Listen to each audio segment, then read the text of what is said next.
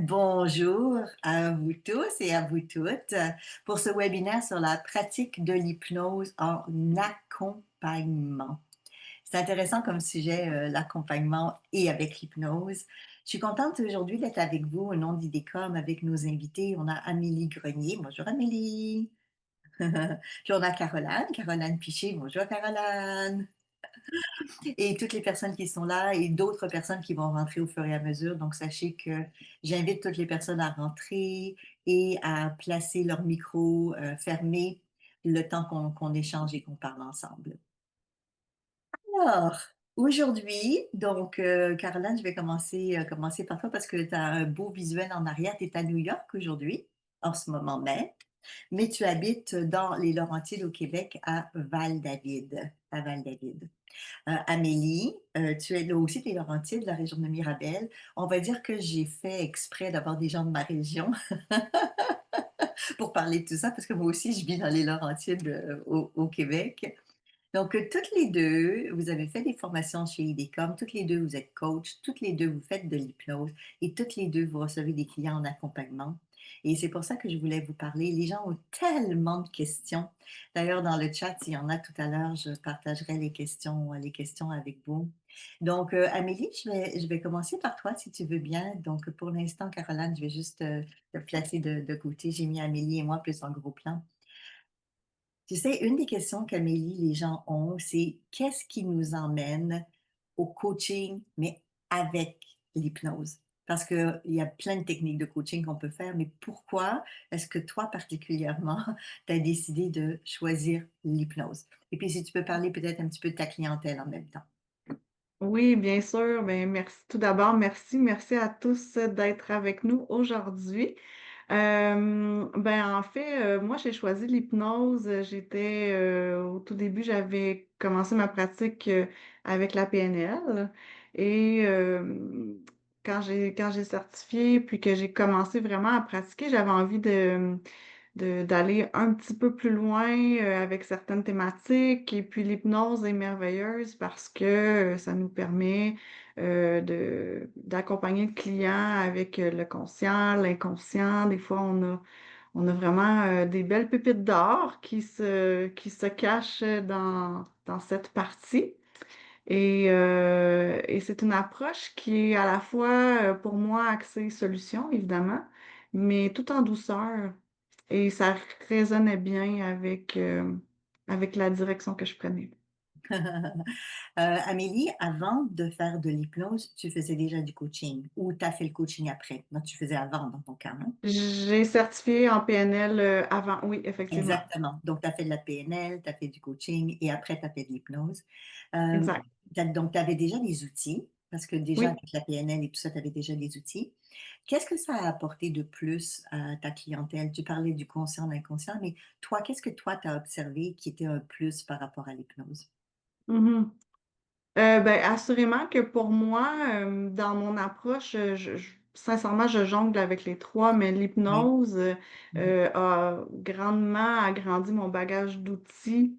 Et puis, parfois, les gens ont besoin d'être guidés sur certaines thématiques, puis ils veulent aller voir à l'intérieur d'eux. Donc, l'hypnose est vraiment magnifique pour ça parce que parfois, ça se passe en dedans, on n'est pas Ouais. nécessairement capable de mettre des mots. La représentation symbolique est une pratique que j'utilise très souvent. Mhm. Euh, Puis le travail se fait. Il se fait vraiment à un autre niveau. Mais parfois, le cerveau, il a besoin d'images, il a besoin des sens. Oui. Et puis, en intégrant tout ça, ça se passe vraiment tout à l'intérieur. C'est super. J'ai ramené Caroline avec nous. Pour les gens qui nous écoutent et les gens qui sont avec nous aujourd'hui, j'aimerais faire peut-être une petite définition aussi par rapport à l'hypnose. Donc, je vais juste faire un partage d'écran pour montrer aux gens qui nous écoutent. J'ai choisi cette image pour définir l'hypnose. Ce que vous voyez, c'est un pont de l'île de Montréal. Donc, on est au Québec, hein, je fais honneur toujours à notre Québec. Donc, Montréal est une île et on a bien sûr des ponts. La raison pour laquelle j'ai choisi cette image aussi de nuit avec la lune, c'est que très souvent, on représente le conscient comme le jour et l'inconscient comme la nuit. Et pour moi, l'inconscient, c'est ce qui nous permet de faire le pont. C'est pour ça que j'avais pris l'image du pont. Donc, le lien, si vous préférez, entre le conscient et l'inconscient. L'état de transe en elle-même permet de faire ce mouvement-là. Et comme tu as parlé, Amélie, puis je vais demander à Caroline bientôt pour elle, mais comme tu as dit, moi, ce que j'aime énormément de l'hypnose en accompagnement, parce que c'est de ça qu'on parle aussi, c'est que ça nous permet d'aller à un autre niveau qui est l'inconscient, que dans le coaching traditionnel, on va pas du tout. Donc, j'en parle pas plus tout de suite parce que je vais attendre votre expérience et comment vous vivez les choses. Je rajouterai là-dessus, là. Mais donc, l'hypnose, c'est l'utilisation de l'état de transe dans un but précis avec une orientation. Et dans notre cas, c'est lié à des objectifs que les clients vont énoncer. Donc, Caroline, je vais de ton côté.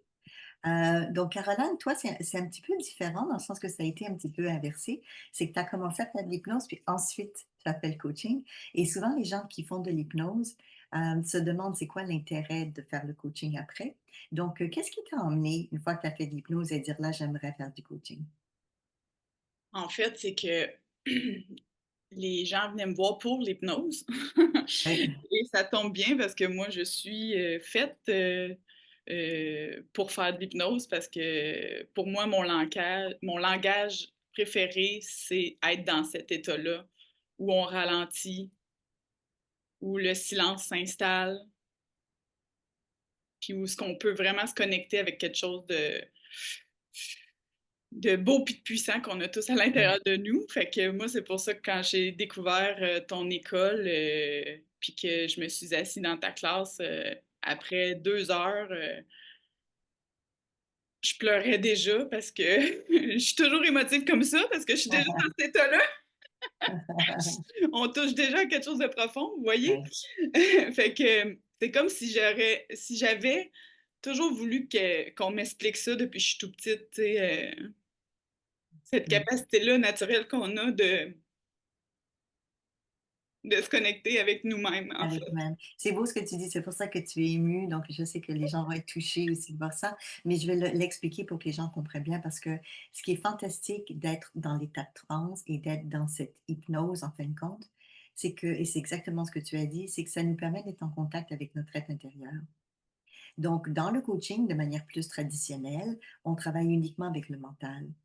Alors que dans le coaching avec l'hypnose, comme Amélie et toi, vous faites dans votre pratique, et moi aussi, ça nous permet d'aller aussi à l'essentiel de l'être.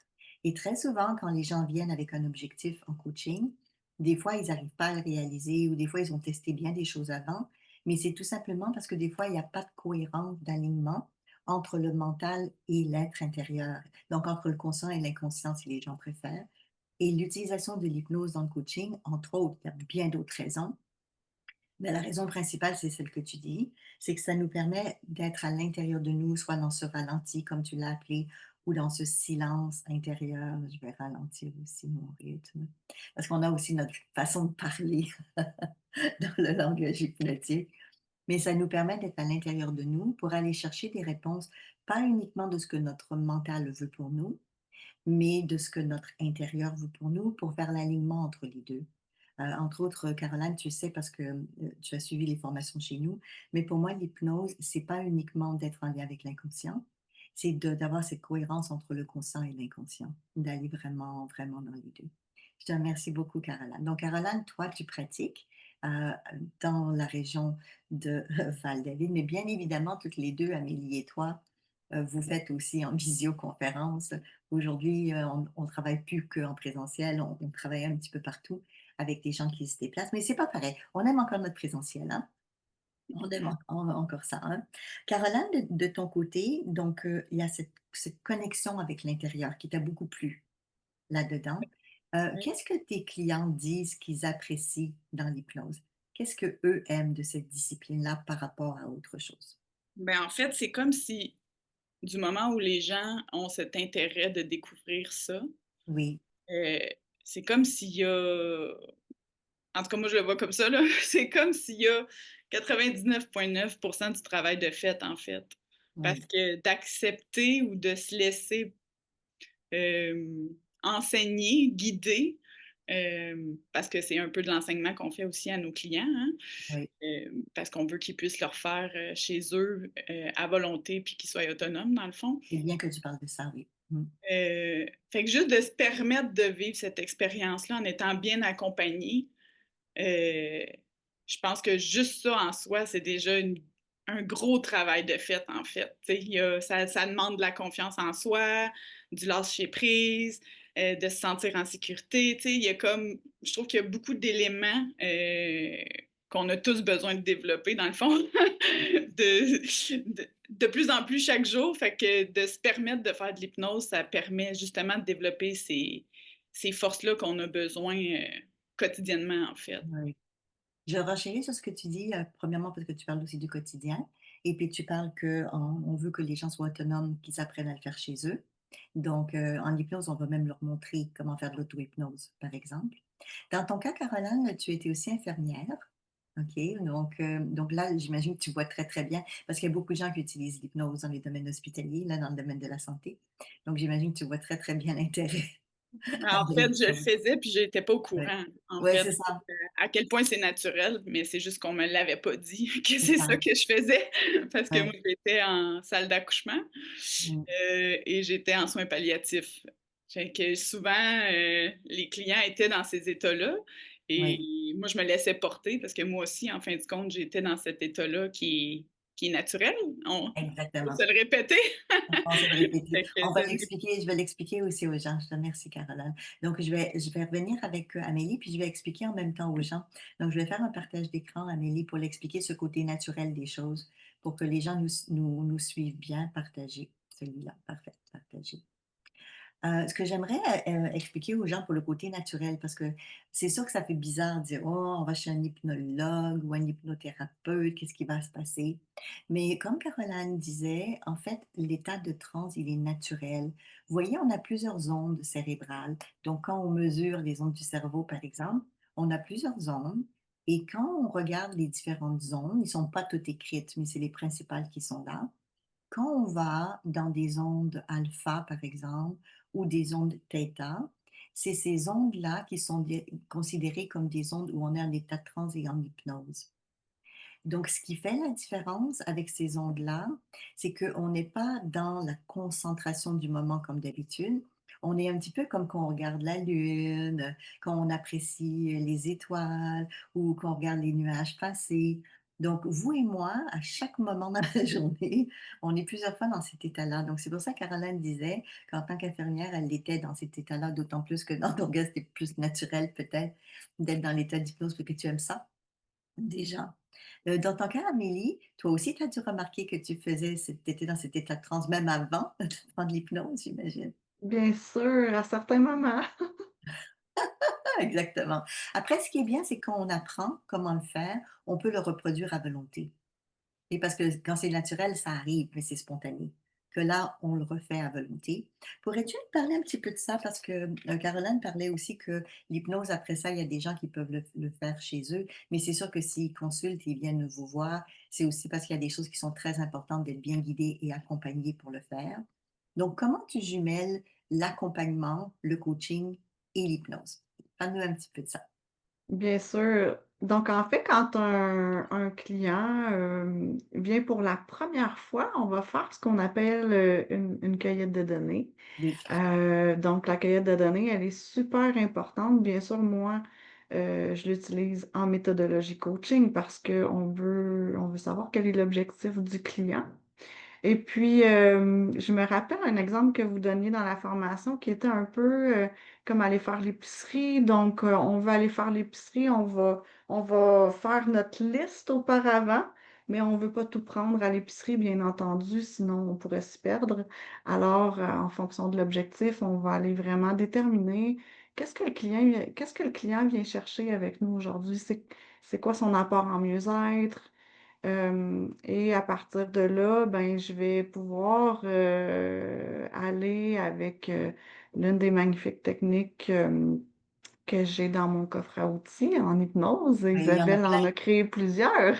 Oui. Et puis, c'est vrai que Caroline apporte un point qui est super intéressant parce que il y a la possibilité, si le client le souhaite, d'enregistrer parfois la séance, de lui permettre aussi, s'il en a envie, de le réécouter à la maison, de lui enseigner l'auto-hypnose pour qu'il puisse aller revivre les ressources qu'il est allé chercher à l'intérieur de lui ou d'elle. Puis c'est ça la force de l'hypnose, en fait, c'est d'amener le client à recontacter ses ressources, son Oui. potentiel. Maintenant, si tu permets, Amélie, je vais revenir vers Caroline. Caroline, parce que toi aussi, tu laisses les gens enregistrer, je crois, hein, Oui. les sessions. Donc ça, c'est un point important. Vous n'êtes pas obligé de le faire, bien sûr, mais plusieurs personnes qu'on va consulter en hypnose permettent qu'on enregistre, juste pour pouvoir le réécouter par la suite. Mais sachez que le travail d'hypnose se fait que la personne réécoute l'enregistrement ou pas. Enfin, je voudrais pas que les gens pensent qu'on enregistre parce que ça marche pas du premier coup, là. C'est pas nécessairement ça, là. Caroline, ça se passe comment dans ton cas quand tu mixes le coaching avec l'hypnose? Toi aussi, j'imagine, tu utilises la méthodologie coaching pour la cueillette de données? En fait, moi, vu que j'ai fait de l'hypnose et après j'ai ajouté mon coaching, Oui, ça a fait que ça demeure que c'est le principal, c'est l'hypnose, mais avec l'hypnose. la petite touche de coaching euh, que je trouve importante, mais pas avec comment je dirais, c'est pour prendre comme en considération les deux. T'sais. On le Oui, dit, le but ultime de, en tout cas moi, comment je le vois, de l'hypnose, c'est de créer l'harmonie entre le conscient et l'inconscient. Que exactement. les deux puissent s'exprimer, les deux trouvent des solutions, puis les deux ensemble se communiquent de plus en plus facilement un avec l'autre. Fait que je trouve que c'est pour ça que moi, souvent, je vais plonger en hypnose, parce que souvent, les gens, ils savent pas trop, en fait, pourquoi ils viennent. Moi, c'est beaucoup ça, mes clients. Justement, j'allais vous poser la question avant vos clients viennent pourquoi. Ils ont un élan. Pas toujours. Je veux pas le savoir non plus. Il y a un élan, ils viennent, puis souvent, bon, on s'en va exactement pas là où ils pensaient aller, parce que justement, je ralentis la cadence, je reconnecte, et là, ça sort spontanément qu'est-ce qui est là. Fait que là, avec ma méthodologie coaching, c'est là que je peux comme essayer de créer un petit peu une petite ligne à suivre, mais je Oui. suis vraiment c'est vraiment d'être dans la présence, dans le moment présent, de suivre vraiment qu'est-ce qui est là pour la personne. Fait que c'est ça qui est beau, même si je voudrais me préparer, je ne peux pas. Et Euh, tant mieux. Et tant mieux. C'est ouais. une des choses d'ailleurs qu'on dit dans les cours de coaching, hein. Ne soyez pas préparés d'avance. Ben, vous l'êtes, vous avez votre base et votre structure. C'est comme les ingrédients d'une recette, vous l'avez. Mais on ne fait pas le plat tant que le client n'est pas là, il ne nous dit pas qu'est-ce qu'il a besoin. Caroline, je vais rebondir là-dessus avec Amélie sur ce que tu viens de dire, parce que tu as parlé de plusieurs choses importantes. Et une des choses importantes, par exemple, c'est que des fois, les clients viennent avec un objectif, avec une idée. Donc, Amélie, tu es habituée parce que dans le coaching plus traditionnel, on part de ça. Comme tu as dit, on fait une cueillette de données, on part de ça. Mais l'intérêt de travailler aussi avec l'inconscient, c'est que des fois, l'inconscient, il a une autre intention ou il a un autre objectif que la personne ne sait pas toujours. Bon, ceci étant dit, des fois, ils sont en cohésion ensemble. Des fois, ce que le conscient veut, l'inconscient le veut aussi. Amélie, ça t'est arrivé, ça, des fois, de temps en temps, que la personne voulait quelque chose, mais que son être intérieur voulait autre chose? Bien sûr, c'est arrivé aussi que certains clients arrivent avec une forme de résistance, en fait, hein, parce que, bon, on est humain avant tout. Oui. Euh, Puis, quand la résistance est là, je pense que ce qui est nécessaire d'abord, c'est de l'accueillir Mhm. avec bienveillance, de pouvoir répondre aussi aux interrogations du client, qu'est-ce qui fait que la résistance est là, et permettre à la personne justement de pouvoir relâcher un peu, relâcher ce qui est là. Puis, pour ma part, souvent, ben, je vais m'ajuster, en fait, à ce qui est Parce qu'il est présent. là. Je pense que Oui. Caroline l'a bien dit, c'est la présence, Mhm. c'est d'être bien coordonné aussi Mhm. avec son client. Il faut qu'il y ait un climat de confiance. Oui, ça c'est Sinon, important. ça ne fonctionnera pas. Oui. Tu parles de résistance, je vais rebondir là-dessus parce que là, on est dans l'hypnose. Donc, dans l'hypnose, on Oui. parle encore plus de ça que dans Mhm. d'autres sujets. Habituellement, et tu sais pour l'avoir vécu, habituellement, la résistance, elle est au mental, du conscient. C'est-à-dire que des fois, les gens ont des inquiétudes vis-à-vis de l'hypnose en général. Mhm. soit parce qu'ils l'ont jamais expérimenté, ou peut-être parce qu'ils n'ont pas eu une bonne expérience, ou ils ont eu quelqu'un qui connaissait, qui ont été voir un spectacle en hypnose. Donc, on a à faire ce qu'on appelle des reformulations ou des recadrages ou des explications pour expliquer c'est quoi l'hypnose. Et ça peut être une forme de résistance des inquiétudes. Amélie, qu'est-ce que tu as noté comme inquiétude que les gens pouvaient avoir vis-à-vis de l'hypnose, par exemple? Ben, une des plus grandes inquiétudes que j'entends souvent, puis c'est intéressant parce que je l'ai vécu dans un souper de famille la semaine Ah, passée, où les gens, justement, vont associer beaucoup l'hypnose mieux-être qu'on fait à une hypnose de spectacle. Et souvent, les gens ont l'impression qu'on pourrait les manipuler.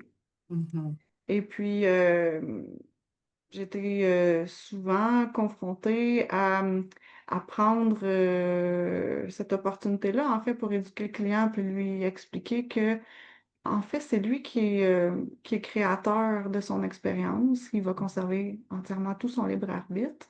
Donc, l'hypnose permet d'éveiller ce qui est là, et puis on met des filtres. Donc, quand on accompagne un client, on va mettre des filtres de sécurité qu'on appelle pour mhm, mettre un cadre sécuritaire, pour permettre à la personne de pouvoir euh, modifier nos mots, par exemple, pour que ça fasse plus de sens pour elle. Euh, mhm.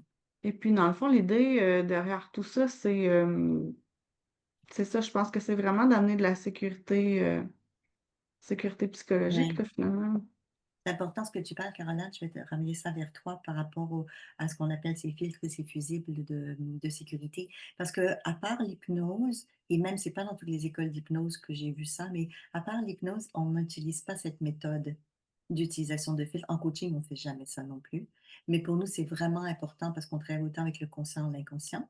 Caroline, de ton côté, quels sont quelques-uns de ces fusibles, de ces filtres-là que tu nommes ou que tu dis à tes clients? Comme là, Amélie en a parlé quelques-uns. Le fait qu'on peut changer, si nous on se trompe, par exemple, on dit un mot qui n'est pas approprié, la personne peut le transformer. Dans ton cas, qu'est-ce que tu nommes des fois à tes clients?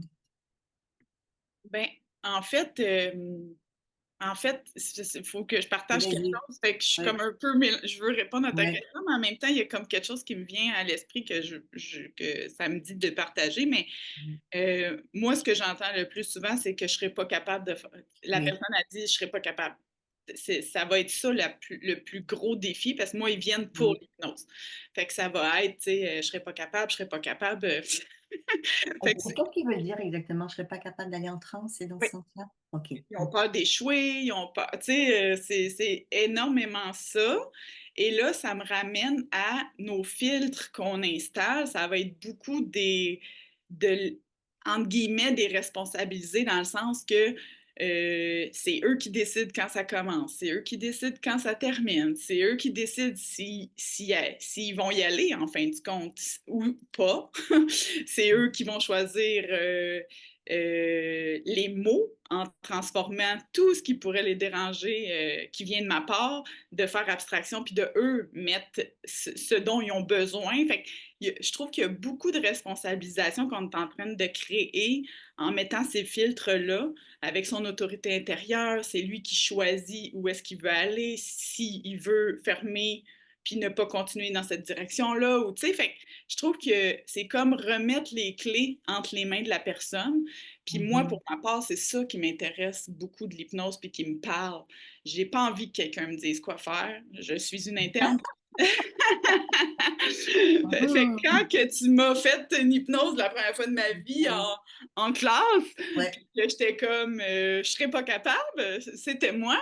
Euh, ouais, hein, on fait ce qu'on a de besoin dans la vie, on enseigne ce qu'on a besoin de se répéter. ouais.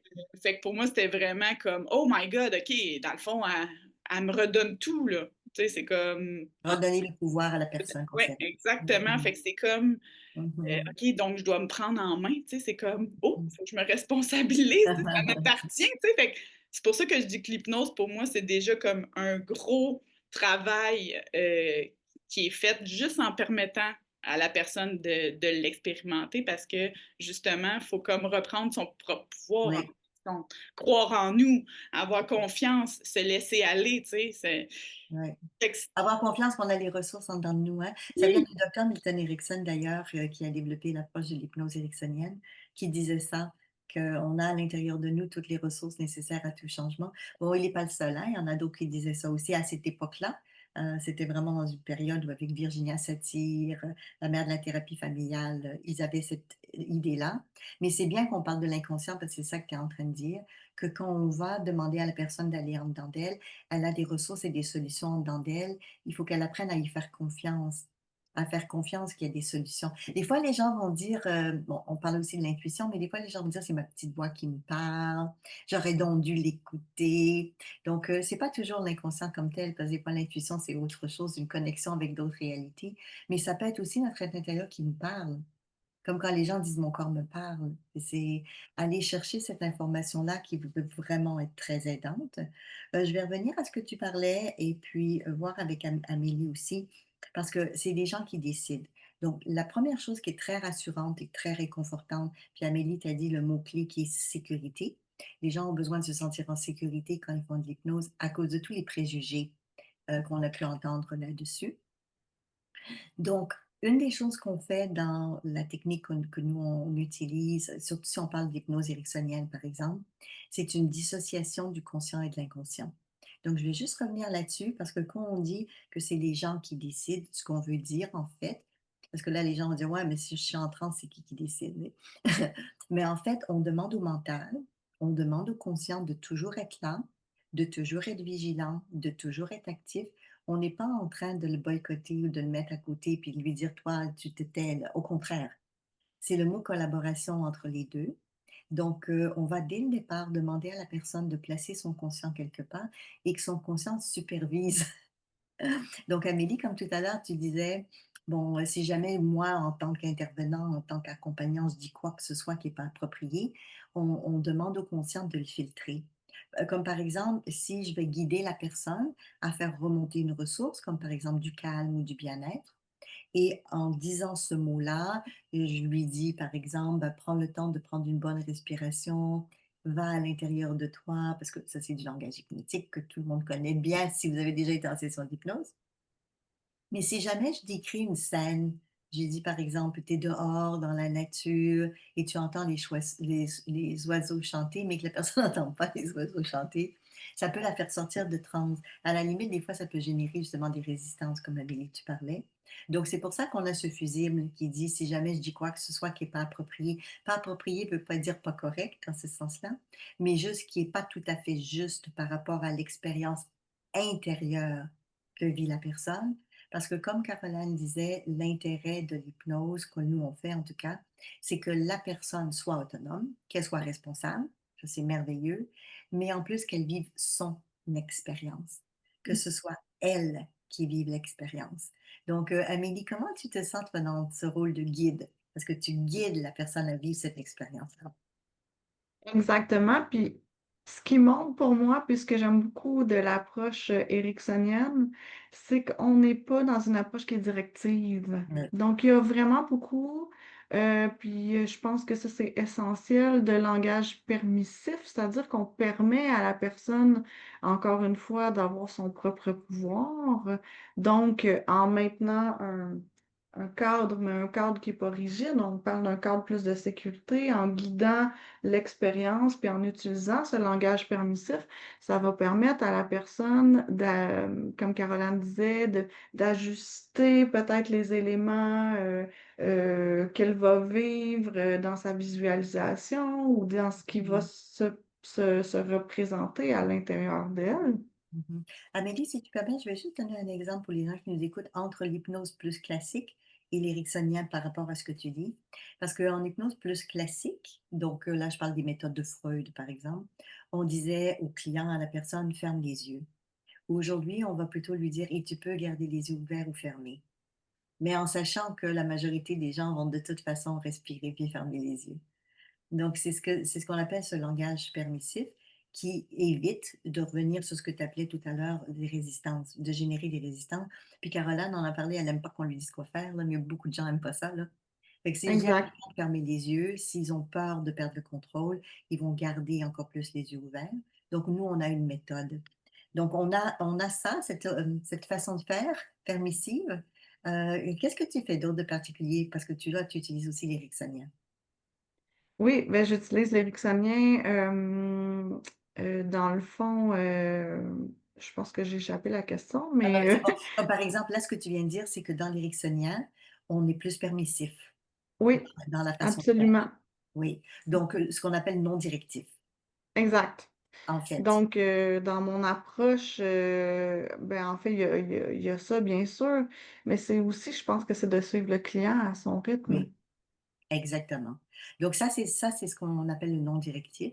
C'est-à-dire qu'au lieu de nous d'avoir un agenda ou nous de dire: «Je vais lui faire faire ça comme exercice», par exemple, dans le non directif, c'est qu'on va aller avec ce qu'on a reçu comme information dans la cueillette de données et puis comme toi tu aimes les symboles, tu aimes les histoires, les métaphores et tout, puis l'inconscient il adore ça. On va emmener le client vers ça au lieu de l'emmener automatiquement vers quelque chose que nous, on a décidé pour lui. Donc, Mmh. c'est ça qui fait que c'est au-delà du langage permissif, c'est vraiment la personne qui va créer et vivre sa pleine expérience. Ouais. Dans l'hypnose, dis-moi, Amélie, parce que ça fait déjà un petit bout de temps que tu utilises l'hypnose, on le fait aussi pour soi.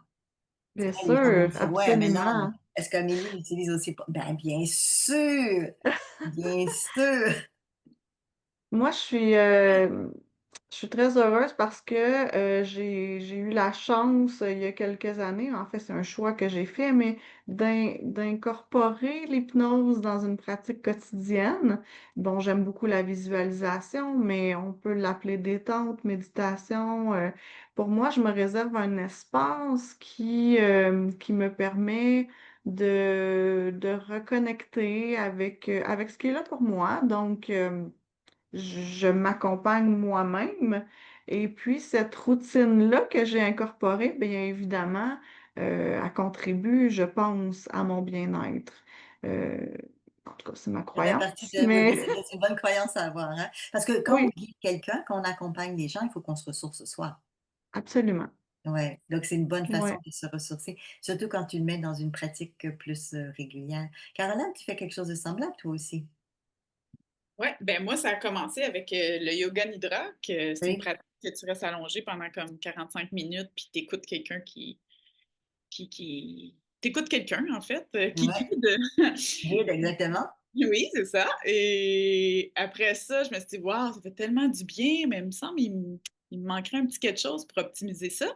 Puis après ça, ben, je fais de la méditation, je le fais même en groupe, pendant 1 heure assis en rond ensemble à toutes les semaines, on parle pas avant, ni pendant, ni après. Puis là, je retourne chez moi puis ouais, il me semble il me manque un petit quelque chose.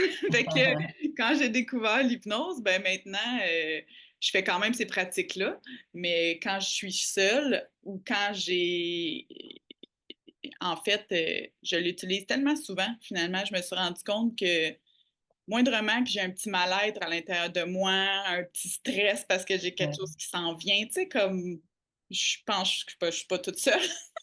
Penserais pas que tu sois toute seule, hein? Les mains vont se Non, lever partout, même les gens qui nous écoutent en différé, hein? tu sais, ça vient quand même assez souvent. En tout cas, moi, dans ma vie, c'est ce que j'ai réalisé que, Ah, tu sais, par journée, je peux ressentir des petits pincements que j'appelle, ouais, plusieurs fois. Fait que, moi, j'aime pas trop les concepts, les noms, tu sais, nommer les choses. Fait que c'est juste que souvent, je me prends puis je fais: «Ah mon Dieu, tu sais, OK, c'est là». Puis là, je l'attrape tout de suite. Puis là, je vais tout de suite commencer à me oui. permettre plein de choses si je veux garder les yeux ouverts, les Mmh. yeux fermés, tac, tac, tac, tac. Puis là, je pars ma cassette que je suis habituée de faire, même avec mes clients. Puis juste ça, en sachant que là, j'ai besoin de calme, en fin de compte, j'ai un objectif, ça va être de m'apaiser, en fait, Oui, de calme. Fait que d'avoir un objectif, tu sais, aussi facile que ça, parce que moi, ça va être souvent ça dans mes journées que j'ai besoin de calme, de confiance, hein, parce que c'est des choses qui s'en viennent, puis qui, des fois, hein, ça nous stresse un petit peu ou un petit mal de ventre, ou, tu sais, tout ça, là, tout ce qui nous échappe, en fait, et ouais. tout ce qui nous demande de la résilience, La vie quoi, la vie, hein? lâcher prise, des attentes, que ça va passer vite, la Ouais, patience, il y en a beaucoup, là. ouais, ouais. Fait que moi, je l'utilise vraiment beaucoup, beaucoup, beaucoup. Mmh. Puis même avec des douleurs aussi, ça m'est arrivé, à plusieurs reprises, que On va revenir là-dessus sur la gestion de la douleur parce que c'est un point très important. ouais, fait que, tu sais, Je te retiens un peu, mais oui, on va vas-y, revenir. vas-y. Ouais, non, non, c'est bon, on va y revenir. Je voulais revenir aussi, Caroline, sur le fait que tu parlais de yoga parce que toi, tu as eu comme une inspiration en disant que, parce que moi, certaines personnes, vous le savez, d'autres vous le savez pas, mais j'ai eu une école de yoga quand j'étais très, très jeune. J'ai commencé très jeune. Oui, c'est vrai, Et j'avais oublié. ben oui, et une des choses que j'adorais, c'était, Shavasana à la fin, donc la relaxation, et j'emmenais les gens dans des visualisations, je les emmenais ailleurs. Et à Mmh. cette époque-là, parce que j'ai commencé à enseigner le yoga aux adultes, j'avais 16 ans. J'ai commencé très, très jeune à faire mes formations d'adultes. Mais à ce moment-là, moi aussi, je trouvais qu'il y avait comme un intérêt à utiliser ce moment-là, parce que c'est un moment privilégié où les gens sont réceptifs. En hypnose, on dit qu'ils absorbent, l'état d'absorption. Ils absorbent ce qui est en train de se passer. Et c'est là que j'en profitais pour leur faire faire des voyages intérieurs et extérieurs pour amener des ressources. Donc, je le faisais déjà de manière naturelle. Je reviens sur le fait que naturellement, on a envie de faire ça. Et puis après, tu as parlé aussi de l'hypnose de groupe. Donc, même en accompagnement dit individuel, des fois, c'est des accompagnements, exemple, par enfant. Des fois, c'est des accompagnements couple. Mais on peut aussi, parce que moi j'enseigne bien sûr et certains d'entre vous aussi, le faire pour les groupes. Donc tu parlais de sessions de groupe, d'utiliser le langage hypnotique. Après, ce qui est vraiment merveilleux de l'hypnose et que toutes les 2 bien sûr vous savez, c'est qu'on peut le faire en conversationnel. Donc pas uniquement en consultation privée. On peut très, très bien le faire lorsqu'on est en communication ou en conversation, qu'on donne une conférence, qu'on donne un atelier, qu'on donne une formation, par exemple. Parce que c'est une technique de langage, une façon de dire les choses. Donc, l'hypnose est au-delà de l'individuel, c'est ça. Mais aujourd'hui, on parle de l'hypnose en accompagnement. Amélie, je reviens vers toi. Parlons un petit peu des différentes techniques, parce qu'il y en a tellement d'outils et de Oui. techniques. Caroline a commencé à parler de la gestion de la douleur. C'est pas tout le monde qui utilise ou qui reçoit des clients en gestion de la douleur. Caroline, ben, dans ton cas, comme tu étais infirmière, c'est tout à fait compréhensible. Amélie, est-ce que c'est quelque chose qu'avec ta clientèle, tu utilises ou pas? Pas beaucoup, Non. c'est arrivé, mais c'est pas la thématique que Il y a le j'utilise plus le souvent. plus. Mmh. Mmh. Dans les thématiques, parce qu'il y a tellement de protocoles, encore une fois, autant en ericksonien que dans d'autres approches avec l'hypnose, parce qu'il y a plusieurs approches d'hypnose. Habituellement, les gens viennent beaucoup aussi pour des gestions émotionnelles.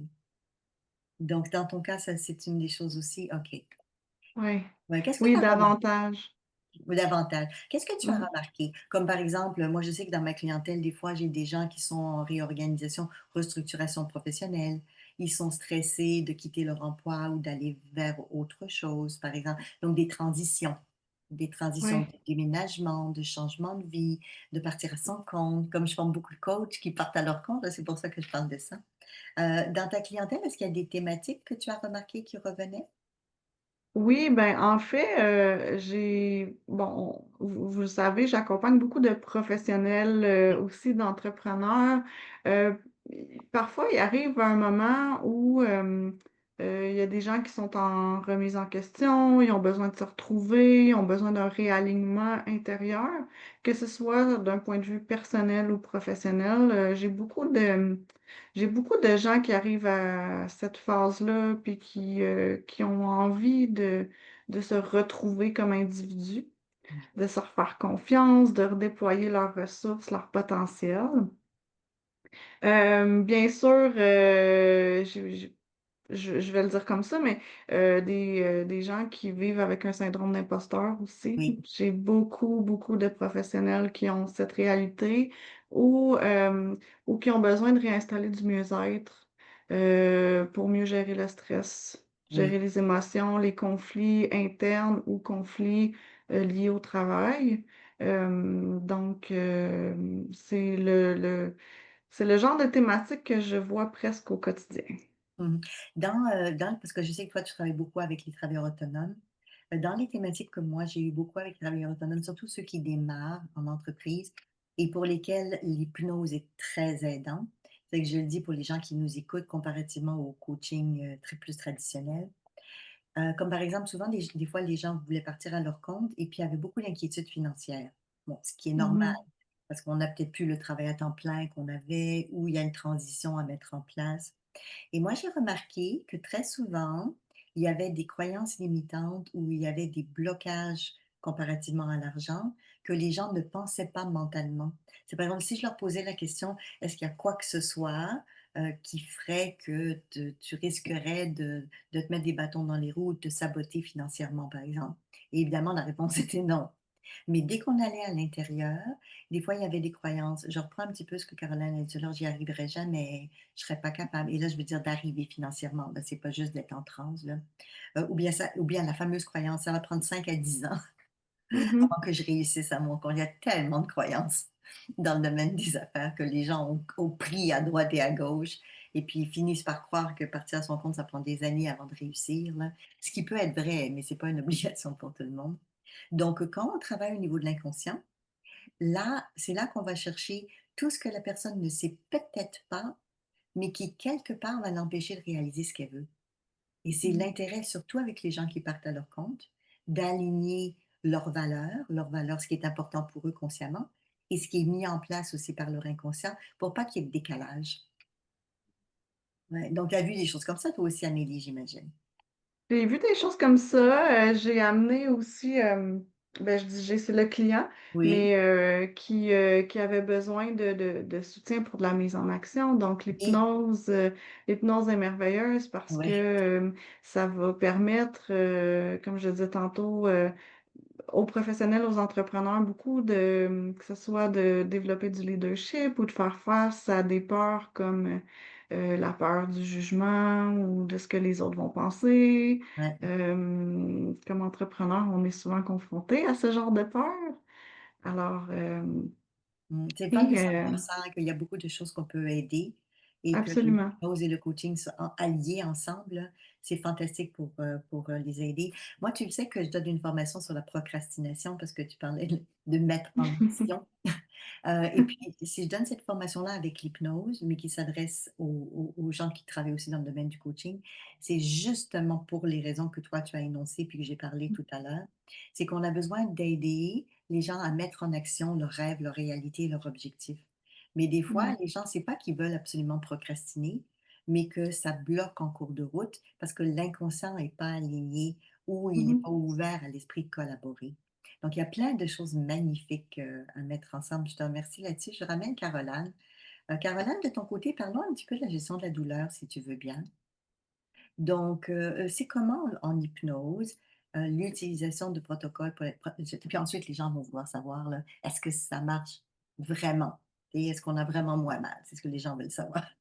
Ouais, ben moi qui étais une infirmière, dans le Oui, fond, heu, puis qui travaillait avec la douleur en soins oui, palliatifs créatif. et salle d'accouchement, moi déjà, j'avais compris qu'en étant, à l'écoute du patient, parce que c'était patient, Oui, juste en accueillant ce qui était là, en leur changeant les idées, tu sais, que déjà qu'il y de avait déplacer. Mhm. ouais, tu sais que déjà il y avait une magie, puis je savais même pas, je savais même pas qu'on pouvait faire des protocoles en plus. Si j'avais su, ça aurait été encore plus merveilleux. Mais il y a comme une certaine éducation aussi que je trouve qui est importante quand tu nous as appris la règle du un tiers, un tiers, un tiers, qu'un tiers appartient à l'expérience qui a déjà été vécue, comme dans le passé, qu'il y a un tiers qui est vraiment la douleur actuelle et il y a un tiers de l'appréhension du futur, de la douleur, de ce que ça pourrait, à quoi ça pourrait ressembler dans les prochaines minutes, les prochaines heures. Fait qu'on a la capacité d'enlever le passé puis le futur pour garder celle qu'on n'a pas le choix qui est là dans le moment présent, mais ça fait quand même qu'on en enlève 2 tiers, là. Fait que tu sais, si j'avais pu l'enseigner comme ça, je le faisais, mais en disant autre chose, mais là, avec des statistiques à l'appui, Oui, et tu sais, ça permet vraiment d'avoir une image. Tu sais, moi, en salle d'accouchement, je le sais, je le disais aux femmes, là, tu sais, plus tu vas être occupée à faire une routine à chaque contraction, que ce soit de cliquer, tu sais, sur un crayon à l'angle, des clics, en même temps, tu respires, tu souffles le plus tranquillement possible. En faisant deux choses, tu sais, qui occupent, ça va faire en sorte que tu as trop de choses à penser. Ton corps, il ne pourra pas générer cette douleur égal à ce que tu pourrais vivre si tu fais rien, si tu participes pas, puis si tu n'essayes pas de te changer les idées d'une certaine façon. Mais un coup qui est en transe, il n'y avait plus besoin de cliquer sur rien ni de respirer. Mais c'est des bonnes techniques que tu as appris par la suite en hypnose parce que ça s'appelle déplacer l'attention, effectivement. Mais en fait, il faisait souvent Oui, ça, puis à un moment donné, oui. ça l'arrêtait, tu sais, parce qu'ils étaient tellement sûrement qu'ils avaient tellement occupé leur mental que Mhm. automatiquement, ils tombaient dans d'autres états, là, tu sais. Fait que c'était beau de voir. Fait que je l'avais déjà vu, et là, Oui. quand tu l'as enseigné, et là, euh, c'est tellement des techniques simples, tu sais, Oui. c'est ça qui est, quand on les comprend, bien sûr, là, pour nous, qui est des Pour guides, nous, c'est simple. Oui. ce que je veux dire, c'est tellement simple, puis c'est tellement logique que c'est ça qui en est comme. Pourquoi qu'on nous l'a pas dit? Tu sais, moi, c'est tout le Ouais. temps ça que ça revient. On veut tous l'apprendre. On veut tous l'apprendre. Oui. Pourquoi qu'on nous l'a pas dit? Tu sais, Ouais. qu'on Ben, avait. d'autant plus, Caroline, quand tu parles de gestion de la douleur, parce que l'objectif, c'est que la personne apprenne comment la gérer quand elle va être chez elle. Donc, Exact. c'est surtout en gestion de la douleur qu'on veut que la personne soit autonome et qu'elle Ouais. l'apprenne. Je reviens avec ce que tu as parlé de l'histoire du un tiers pour bien l'expliquer aux gens. En fait, ce qu'on dit, c'est qu'il y a une partie de la douleur qui est subjective. Ce que ça veut dire, c'est qu'elle n'est pas que concrète, physique. Il y a une partie de la douleur, et tu l'as bien nommé, qui est les souvenirs difficiles de ce que j'ai vécu et l'anticipation de je vais avoir mal dans quelques heures ou dans quelques semaines ou dans quelques secondes à l'accouchement, par exemple. Et ça fait partie de la douleur, ça aussi, mais c'est subjectif. Donc, on peut avoir une partie du contrôle de la douleur au niveau subjectif. Et je vais en profiter pour faire une projection à l'écran. Je vais le mettre tout de suite sur le cerveau sous hypnose. Parce que les chercheurs ont découvert qu'effectivement, qu'on parlait de gestion de la douleur, par exemple, quand on fait les techniques d'hypnose, ça active certaines zones plutôt que d'autres qui diminuent l'intensité effectivement de la douleur. Donc, il y a plein d'études et de recherches qui ont été faites là-dessus. Ensuite, tu vois, c'est bien marqué ici, il y a une réduction de l'activation du cortex singulaire dorsal antérieur qui fait que sous hypnose, l'attention est focalisée comme sur un téléobjectif. Et c'est exactement ce que tu étais en train de parler. C'est qu'on va focaliser l'attention et on va la déplacer. On met l'objectif ailleurs quand on travaille sous hypnose. C'est exactement ce que tu parlais.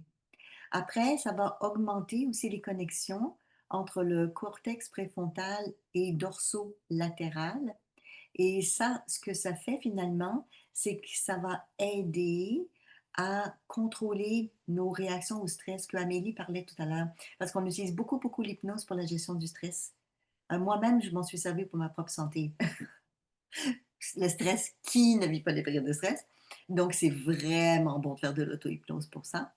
Et après, on a remarqué aussi que sous hypnose, le cortex préfrontal, dorsal latéral et le cortex singulaire postérieur, donc les pensées, les ruminations, tout ce qu'on qui continue là, ça réduit en fait. Et ça nous aide à vivre plus dans le détachement, d'en prendre une distance. Ça nous aide dans notre quotidien. Donc, concrètement parlant, parce que tu parlais de protocoles qui pour nous sont simples, parce que c'est vrai que c'est pas très compliqué une fois qu'on sait comment faire, mais c'est l'enrobage. C'est comme un peu les enfants, tu sais, on leur donne un cadeau, mais l'enrobage est des fois plus important que ce qu'il y a dedans. Donc, tout l'accompagnement en hypnose. Parle-moi un petit peu de ça, Caroline. C'est quoi le langage particulier qu'on fait en hypnose, par exemple? Comment est-ce qu'on sait que quand quelqu'un va utiliser l'hypnose autour de nous? Euh, parce que dans ma tête, je suis déjà là, fait que je suis Ben comme, oui, t'es ben, déjà comme là. ça, là. Comme ça, là.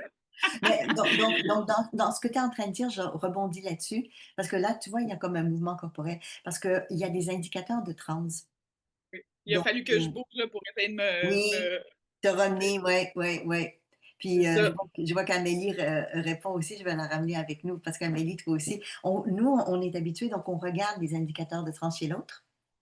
Mais quand on fait de l'auto-hypnose, on a nos propres indicateurs. Et Caroline, ce mouvement, ben, c'est une façon. Tu as dit tout à l'heure d'aller à l'intérieur de soi, par exemple, de prendre un souffle. Ça peut être ça aussi. Ça peut être le mouvement rapide des yeux. Ça bouge tellement vite. Ça peut être une décoloration. Ça peut être une déglutition. Donc, il y a quand même des indicateurs. On sait, Des fois, les gens posent la question, comment est-ce que vous savez que la personne est en transe? Parce Ouais. que on sait quand elle est dans le mental, mais on ne sait pas toujours quand elle est en transe. Oui, oui, on a des indices. Oui. Donc, Caroline, toi-même, tu sais, parce qu'on commence par nous, qu'on guide quelqu'un. Oui, on Oui, doit d'abord se mettre nous en état de transe pour pouvoir accompagner nos clients. Fait que exactement. c'est pour ça que ça, c'est tellement naturel qu'on s'en, que peut-être vous le voyez pas, là. C'est ça qui est beau, sauf que moi je le sais où je Ça, c'est suis. sain. C'est ça, exactement. Oui, Puis oui, même, en fait, tu sais, là, je suis dans cet état-là, mais si j'étais en train d'accompagner, ben là, ma voix aussi, elle change. Parce que j'ai une oui, voix aussi quand je suis en hypnose. Fait que ça, oui. ça me permet de savoir où je suis vraiment. Fait que là, je ne suis pas en train de guider Non, parce que ma voix, elle serait beaucoup plus ralentie. J'aurais les yeux beaucoup plus qui ferment puis qui rouvrent beaucoup plus souvent, comme pour aller à l'intérieur de moi, valider si mon inconscient il voit bien chez l'autre qu'on est en synchronicité. là, Euh, Caroline, tu dis ça, mais les gens veulent voir, hein. Donc, je vais aller vers Amélie, là.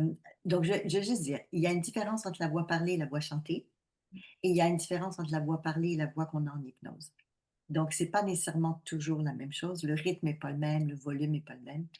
Amélie, là, les gens sont vraiment curieux, là. Pourrais-tu me faire deux ou trois petites phrases, là, juste pour que les gens aient une idée? Je vais demander la même chose à Caroline aussi, là.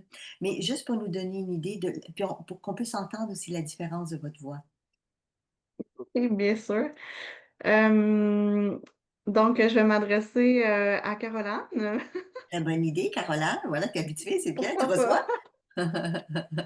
Alors Caroline, merci d'être avec moi aujourd'hui.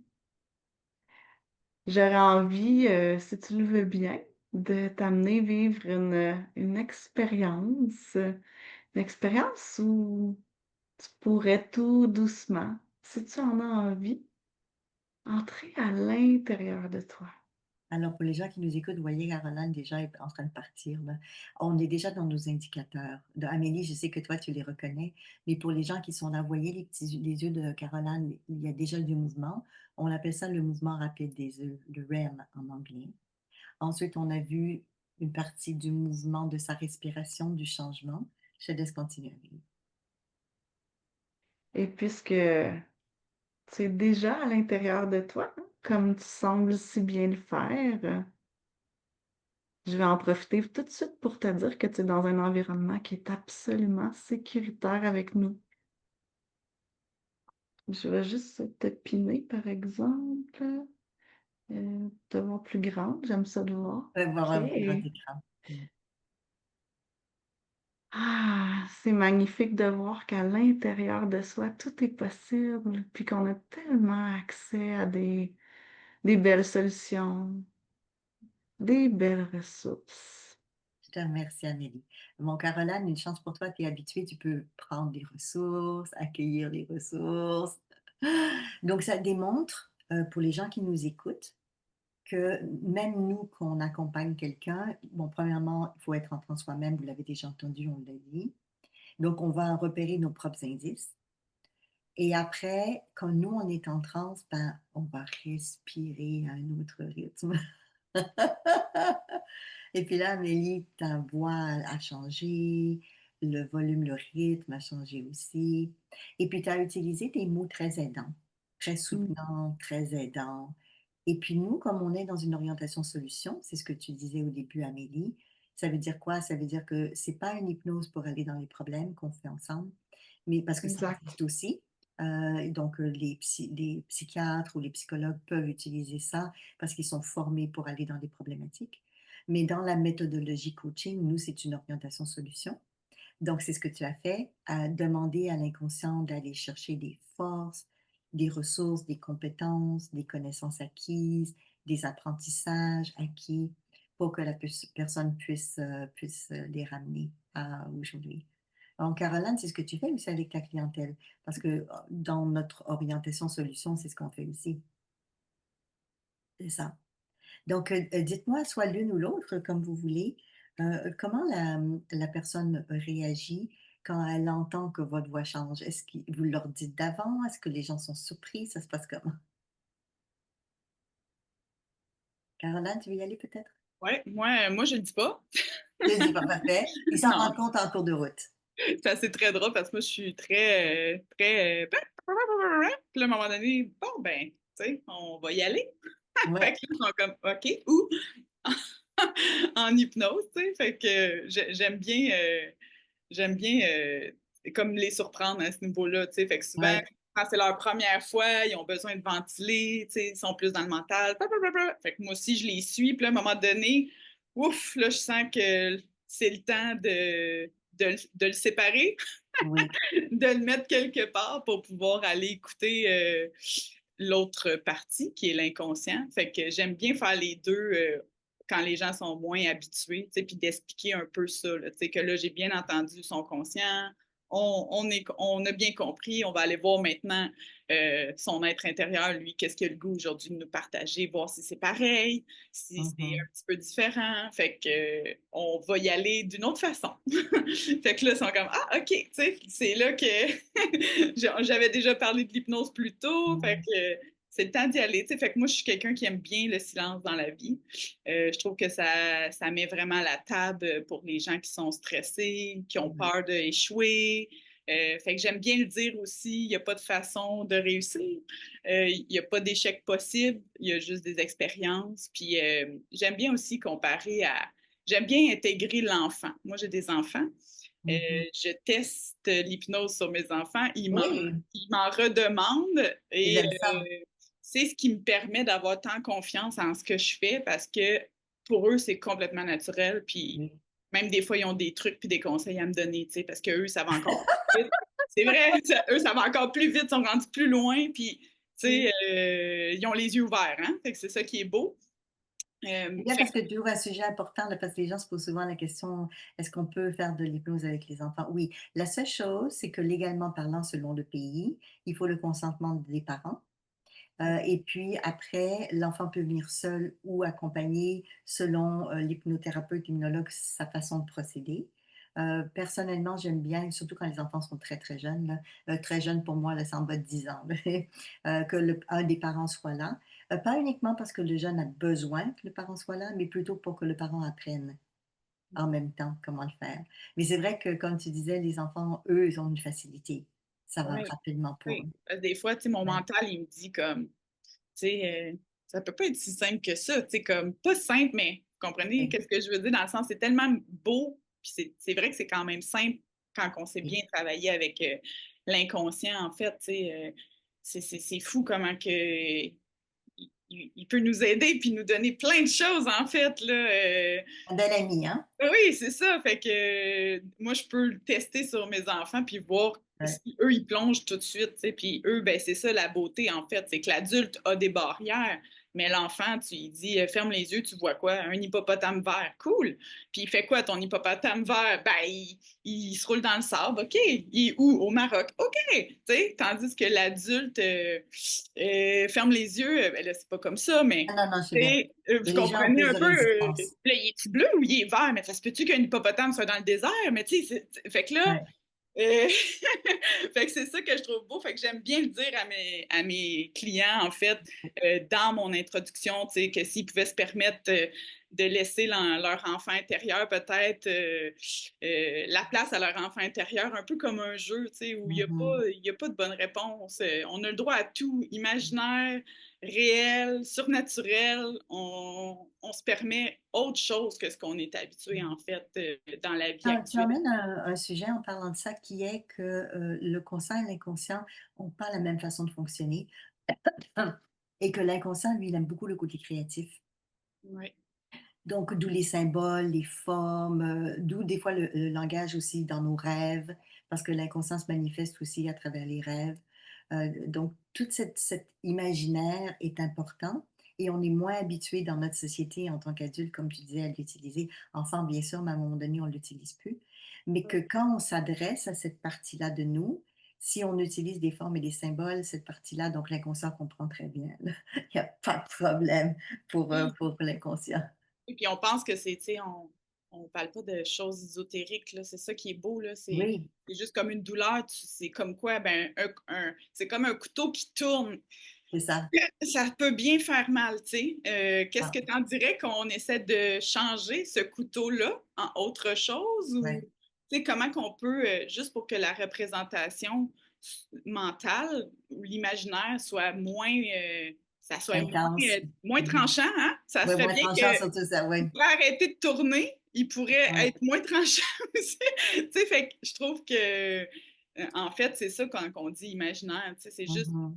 on a tous des représentations internes, mais on n'est pas habitué de se le demander, tu sais. Ça ressemble à Mhm. quoi ce que je vis là? Que ça soit un Exactement. stress, que ça soit une douleur, que ça soit une boule, ben, elle ressemble à quoi la boule, tu La sais? Si boule. tu Mm. pouvais la La voir, fameuse boule au ventre que beaucoup de oui, gens tu sais, vont comme dire, si hein? tu pouvais la voir, ouais, mais je la vois pas. Oui, oui, c'est sûr que tu vas ressentir quelque chose ou tu sais, de juste laisser le temps, tu sais, Mm. que la réponse vienne aussi, tu sais, Mhm. c'est ça l'imaginaire pour moi, en fait, tu sais, parce que des fois, ça a l'air bien flyé, mais Mhm. on a tous des représentations, en fait, qu'on n'est pas au courant que c'est notre représentation. Non. Puis c'est ça qui Amélie, fait. c'est la même chose pour toi aussi parce que des fois, les gens vont dire j'ai comme une boule au ventre parce que l'on parle d'une boule. C'est pas une vraie boule, on s'entend. Mais l'inconscient, lui, il va l'utiliser comme symbole. C'est qu'Amélie, ça arrive des fois que les gens utilisent ces symboles-là aussi. Oui, fréquemment, Ouais. très très souvent, ou bien ça peut être une tension dans le corps. Euh, Par exemple, c'est pas rare au niveau des épaules, hein, surtout les gens qui travaillent beaucoup assis ou qui vivent du stress, mais il y a une représentation symbolique.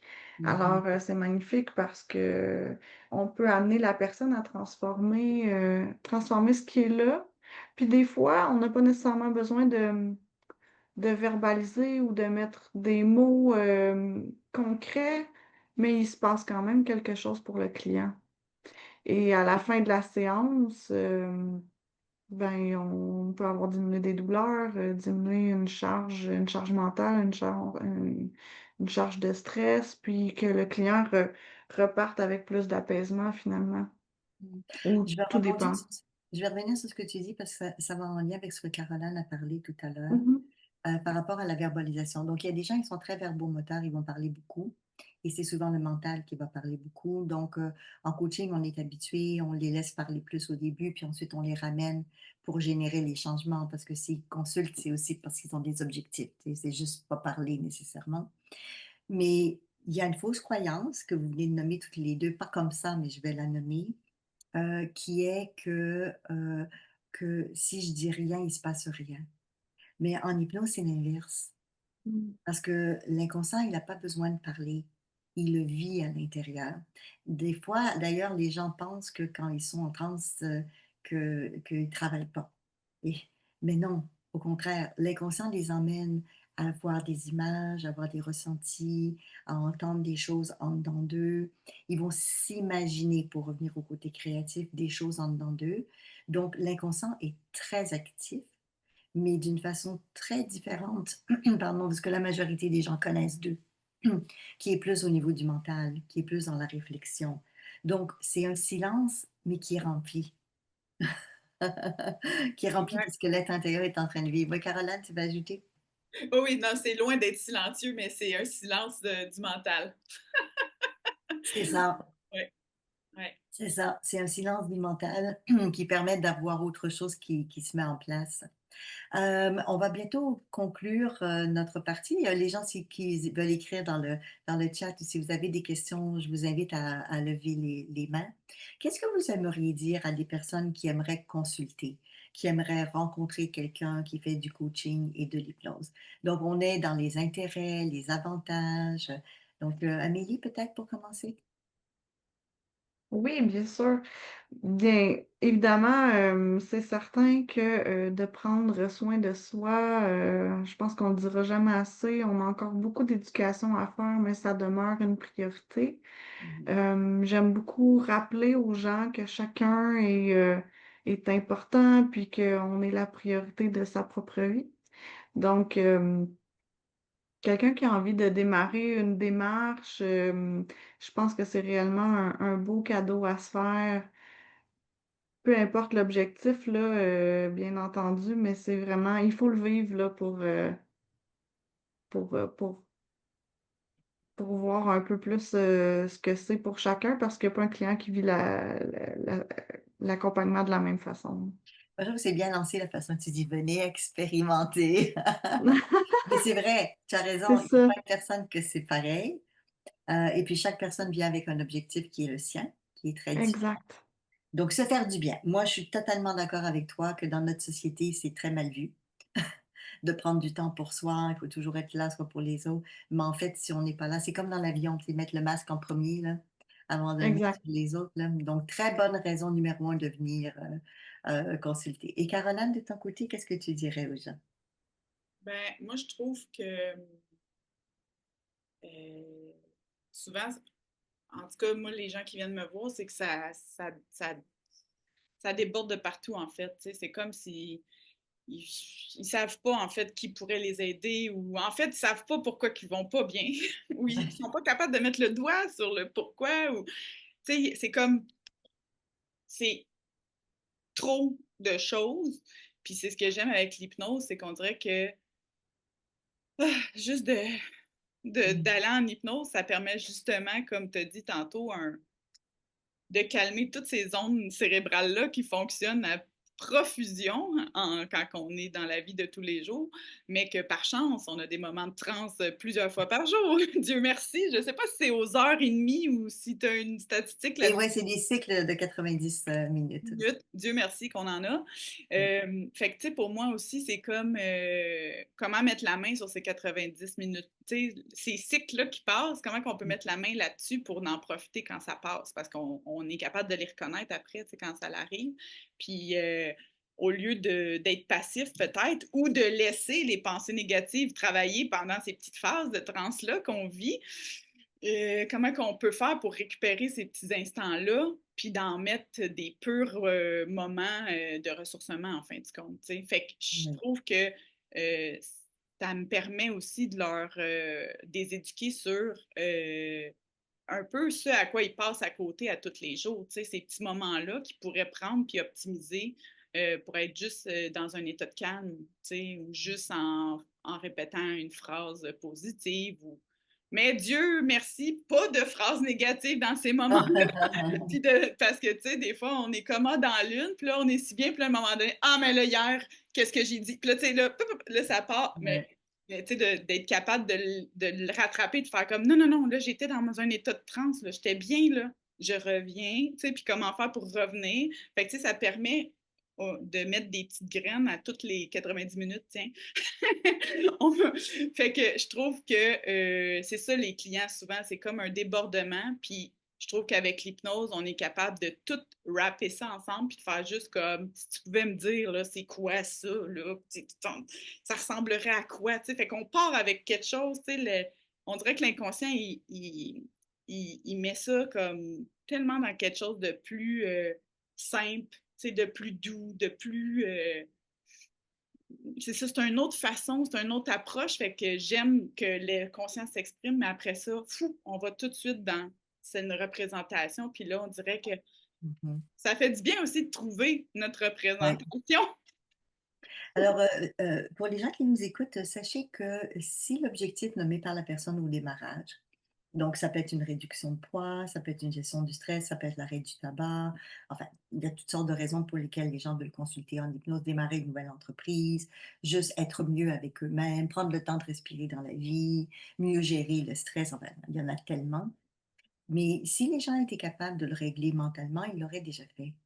C'est pour ça des fois que les gens viennent en hypnose. J'ai essayé pas mal de choses, puis là, parce que l'inconscient a des ressources que le mental n'a pas. Et en allant chercher ça dans l'inconscient, ben, ça permet d'avoir accès à des ressources qui sont déjà à l'intérieur de la personne. C'est un petit peu comme dans le garage ou dans le tiroir ou dans le fond de la remise. C'est là, mais pour y accéder, tu sais, il faut ouvrir puis il faut y aller. Donc, l'accompagnement que vous faites toutes les 2 permet aux gens d'avoir et la méthodologie coaching. On pose des questions, on clarifie qu'est-ce que tu veux, de quelle manière, quelles ressources tu as besoin, quels sont les risques, les empêchements, la gestion des conséquences, ce qu'on appelle l'écologie. Est-ce qu'il y a un risque? Si jamais tu changes ça, qu'est-ce qui risque de changer? Parce qu'on veut s'assurer que le changement s'installe d'une bonne façon. Mais ce qui est fantastique de tout ça, c'est que quand on ouvre la porte à l'inconscient, comme vous faites quand vous guidez les gens, L'inconscient, il est tellement content, il demande pas mieux, là, tu sais, il est vraiment heureux, là, qu'on est même obligé des fois de mettre un autre fusible, qui est: «Tu reviens» et l'inconscient, il pourra continuer ce soir, cette nuit, une autre journée quand ce sera bon pour toi. Parce que des fois, il est tellement content qu'il voudrait continuer une autre heure de plus ou à 2 heures de plus. C'est comme un bon copain que vous n'avez pas vu depuis longtemps. Il dit: «Ah, j'ai tellement de choses à te raconter, je vais continuer» et ce qui est beau, c'est que l'inconscient, il continue à faire le travail même après. Je le dis parce que l'intérêt de faire de l'hypnose et du coaching, c'est que les gens vont développer leur autonomie. Et qu'ils ont pas besoin de venir toutes les semaines, tout le temps. Au début, oui, évidemment, mais pas tout le temps, parce que l'objectif, c'est que le message et la communication entre le conscient et l'inconscient se fait pour que quand la personne est stressée, que quand la personne vit une émotion intense, comme vous et moi, Caroline t'en parlait, Amélie aussi, dans notre vie privée à nous, moi je le fais aussi, le moindrement qu'il y a quelque chose, oups, on a cette prise de conscience et tout de suite ce contact avec l'être intérieur qui emmène la ressource qu'on a besoin.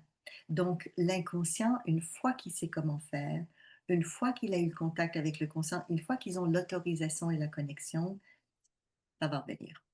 Alors, j'ai des questions pour vous de la part de Hélène. Pour Amélie, pour commencer. Qu'est-ce qui, dans ta pratique, différencie l'accompagnement du coaching? Donc, quand tu fais que du coaching versus quand tu utilises l'hypnose, Amélie, qu'est-ce qui est la différence? C'est ce que Hélène aimerait savoir. Ben, en fait, c'est important de préciser que moi, je travaille vraiment, avec les 2, Oui, ou plutôt les 3 parce qu'il y a la PNL, il y a le Hélène. coaching et bien sûr l'hypnose. Alors, moi, dans ma pratique, tu sais, les clients sont bien entendu au courant que je travaille avec toutes ces belles approches-là. C'est jamais arrivé encore qu'un client me dise, «Je veux pas utiliser l'hypnose» ou «Je veux pas utiliser telle ou telle approche». Donc, sincèrement, je me laisse porter par ce qui est là. Par contre, une chose que je sais avec certitude, c'est que ce qu'on est en train de travailler, le client, il va se passer quelque chose à l'intérieur de lui. Et puis, Isabelle, vous venez de le dire, hein, on va mettre un fusible qui, on sait que l'inconscient, sur un autre plan, va continuer son travail même après la séance, donc dans les prochaines minutes, les prochaines heures. Par contre, pour l'avoir déjà testé, c'est important, aussi d'installer, de trouver les réponses ou de les apporter au bon moment approprié pour le client. Donc, peut-être pas nécessairement quand il est en train de conduire sa voiture ou bien, Effectivement. en plein milieu d'une journée de travail, où il est dans de la performance, là, donc que ce soit cohérent pour lui. Donc, je sais pas comment ça va se passer parce que c'est le client, c'est son intérieur qui va lui donner ses propres réponses. Mhm. Hem, donc je sais pas si, c'est Hélène, je pense qu'elle avait posé la question. Oui. Est-ce que c'est assez spécifique comme réponse ou vous aimeriez que j'aille un petit peu plus loin? Mhm. Hélène, si vous ouvrez ton micro, oui, vas-y. Et merci Isabelle de me donner la parole. Merci Amélie. En réalité, je posais la question parce que dans le cours de coaching, on nous a toujours précisé que le coaching est différent de l'accompagnement. Parce que dans l'accompagnement, on peut se permettre de donner des conseils et des orientations, alors que dans le coaching, nous ne sommes pas acteurs du processus, nous l'accompagnons tout simplement. Donc, c'est Exactement. justement pour ça que je posais la question. C'est Merci. important que ce soit le client qui ait son propre pouvoir. Et puis moi, mon rôle, c'est simplement de le guider, pas de lui conseiller. Merci beaucoup, Hélène, pour la question. Hélène, elle avait une question pour toi aussi, Caroline. En fait, elle a quelques questions. Elle voulait savoir si les clients viennent pour voir, pour toi, pour l'hypnose et ou pour le coaching. Est-ce qu'ils viennent plus pour un ou pour l'autre, par exemple? Mais aussi par rapport au titre. Est-ce qu'on s'appelle coach, hypnologue, hypnocoach, hypnothérapeute, hypno... Donc, je te laisse répondre, Caroline. Je vais commencer par la dernière. Oui, Isabelle, elle nous suggère fortement d'écrire notre titre certifié. oui, Donc, la formation que tu as faite, c'est ce qu'elle aimerait qu'il soit écrit. Mais après ça, chacun et fait libre. c'est ça, est libre hein, de faire ce Mhm, qu'il a envie de faire. Fait que moi, c'est sûr que ma touche, moi, c'est vraiment l'hypnose. Fait que j'ai ma formation aussi hypno-coach. oui, Fait que c'est pour ça que moi, je peux vraiment plus focusser hypnose oui, légalement parce que je suis une vraie hypno-coach. oui, tu as fait ta Chez formation. IDECOM. Euh, Parce que juste hypnose, au Québec, nous ici, on ne peut pas pratiquer en donnant des reçus et tout. Auprès des assureurs, ça prend vraiment un métier d'accompagnement qui est reconnu euh, comme coach. Donc, hypno-coach, là, ça fonctionne. Fait que là, les gens peuvent venir me voir et avoir des reçus parce que j'ai le titre hypno-coach. Fait que moi, les gens, ils viennent vraiment pour l'hypnose. J'ai commencé d'ailleurs en hypnose. Et là, c'est par la suite que j'ai dit, ah, j'aimerais ça avoir une petite touche là, qui me manque là, pour les aider à aller peut-être un petit peu plus loin. Pour ceux qui en ont envie, hein, je les oblige jamais. Fait qu'il y en a pour qui je mets pas trop ma touche coaching de l'avant, mais elle est toujours là, mais de l'avant, je vais le faire plus avec l'hypnose. C'est différent, mais le coaching, il va demeurer à l'intérieur de l'hypnose, mais c'est vraiment, on plonge dans l'hypnose ensemble. Mm. Hélène, tu avais des très très bonnes questions, je vais renchérir là-dessus. En fait, bon, les gens qui me connaissent savent que j'utilise beaucoup des métaphores alimentaires, mais c'est parce que partout sur la planète on mange, donc c'est plus facile à comprendre. En fait, c'est comme un plat signature, c'est-à-dire que chaque coach a une spécialité. Dans notre cas à nous, par exemple, la spécialité en ce moment, c'est l'hypnose. Mais dans l'hypnose, on a chacun notre signature particulière. Donc, Caroline, c'est aussi, par exemple, le domaine de la santé, le mieux-être. Amélie, c'est aussi les côtés professionnels, les côtés gens d'affaires. Et évidemment, beaucoup plus que ça, mais c'est juste un exemple que je donne. Et pour les titres, ça va dépendre du pays. Donc, comme par exemple en Europe, on dit beaucoup le mot praticien. Donc, par exemple, hypnopraticien, par exemple. Euh, nous, au Québec, on utilise beaucoup hypnothérapeute ou hypnologue. Et personnellement, je dis à mes étudiants d'éviter le mot hypnothérapeute parce que s'ils ne sont pas thérapeutes de métier, pour le public en général, ça génère de la confusion. Donc, je préfère que les gens utilisent, comme Caroline disait, le titre. Donc, si par exemple, ils ont fait une formation d'hypnocoach, mais vous êtes hypnocoach certifié. Si vous avez fait un praticien en hypnose ericksonienne, vous êtes praticien en hypnose ericksonienne certifié. Donc, si vous utilisez le titre qui est sur votre diplôme, c'est plus facile pour qu'on se retrouve aussi. Et ça évite de la confusion chez le public en général. Donc, c'est plus pour le public que pour vous, en fait. Après, nous, ici au Québec, on a quelque chose de particulier qui est que les compagnies d'assurance, donc les mutuelles pour les gens de l'étranger, les mutuelles remboursent les frais que les gens ont en hypnose, pas nécessairement en coaching, mais en hypnose, mais pourvu, comme Caroline a dit, qu'ils ont fait plus de 1000 heures de formation, qui sont des heures de formation d'accompagnement avec l'outil de l'hypnose. Et là, ça inclut le coaching pour les gens qui veulent faire de l'accompagnement, parce que comme tu l'expliquais si bien, le coaching fait partie d'un métier d'accompagnement, mais c'est pas le seul. On peut être thérapeute et faire de l'accompagnement, on peut être psychothérapeute et faire de l'accompagnement.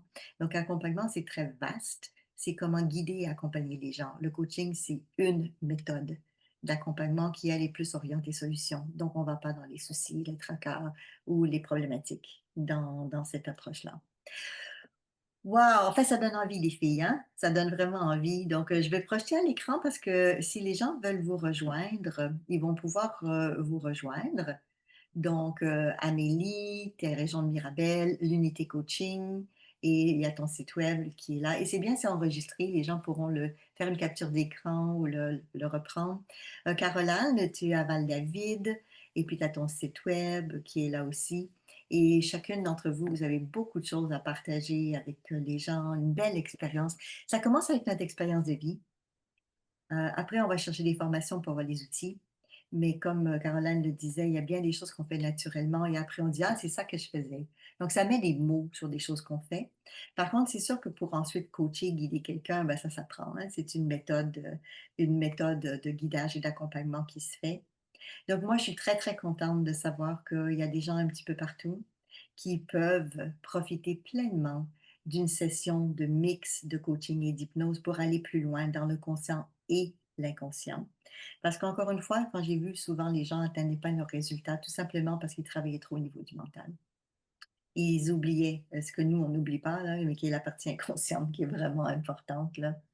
Et je reviens aussi sur une chose qui pour moi est essentielle. Quand on parle d'hypnose, même que ce soit en hypno-coaching, mais quand on parle d'hypnose, il faut être en transe.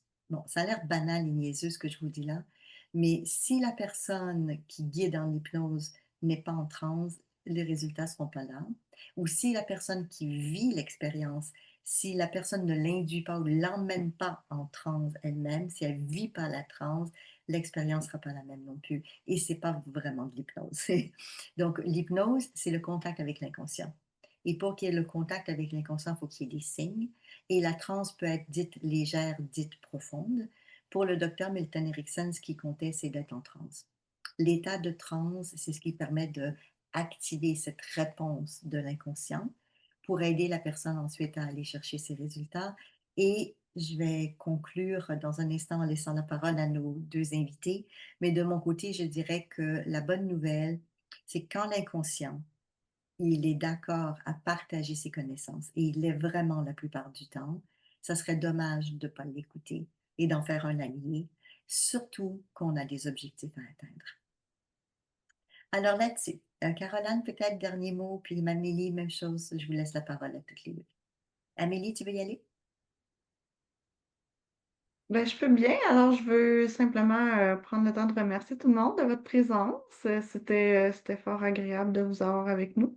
Et j'espère que cette session vous aura inspiré à utiliser l'hypnose.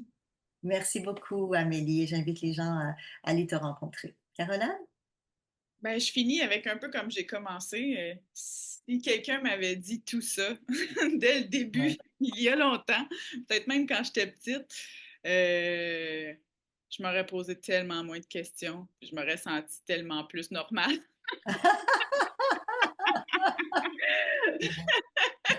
En fait, c'est ça. Si jamais vous vous sentez pas normal, venez me voir. On va démystifier ça, vous allez voir.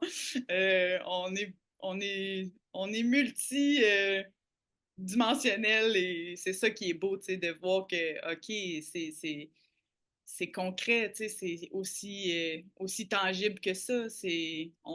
On est des êtres exceptionnels en fin de compte. Fait que C'est pas vrai. comment faire pour amener cette sagesse, comme Isabelle dit toujours. La sagesse, c'est l'alignement entre la tête, le cœur, le ventre. Ouais. Fait que si on a un problème avec un des trois, ça serait bien de pratiquer justement l'hypnose. C'est pour ça que je m'appelle coach en éveil de conscience, parce que la sagesse, pour moi, c'est quand on ouvre notre conscience. Fait que cet alignement-là, ben, c'est grâce à l'hypnose que moi, j'ai commencé à comprendre vraiment c'était quoi. Et à chaque fois que j'ai un petit moment, un petit pincement maintenant, je sais que mon sage intérieur ou mon inconscient va tout de suite être là pour me dire hey, hey, wow, wow, wow, wow, wow!